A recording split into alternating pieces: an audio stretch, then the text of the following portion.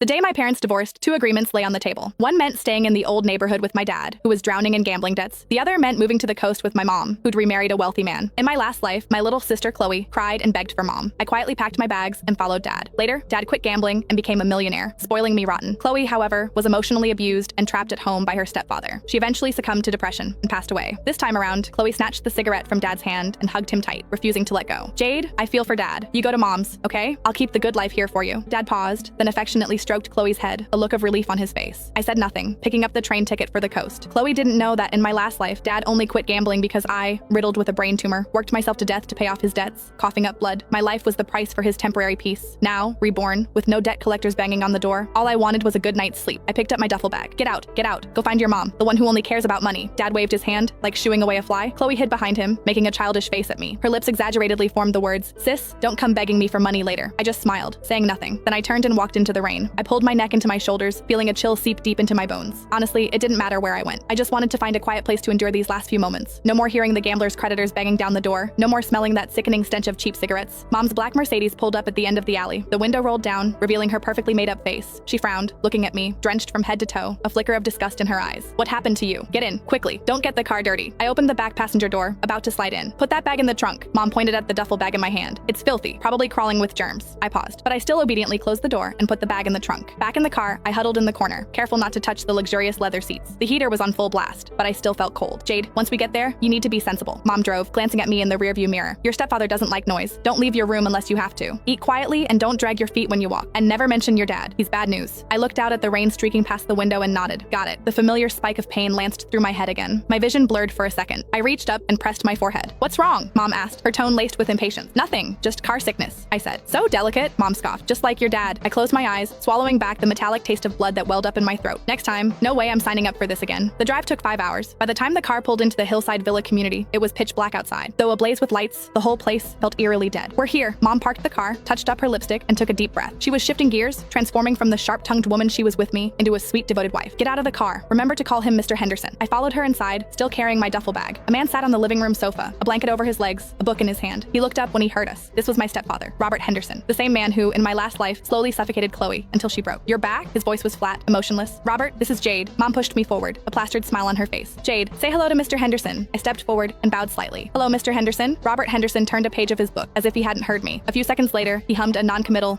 from the back of his throat. His gaze swept over my wet shoes, and his brow furrowed almost imperceptibly. The carpet was just replaced. He lowered his head back to his book. "The first room on the left upstairs is the guest room. It's ready." "Thank you, Mr. Henderson," I said. Mom breathed a sigh of relief and pulled me upstairs. "See? Mr. Henderson is really a good man," Mom whispered. "Just don't upset him."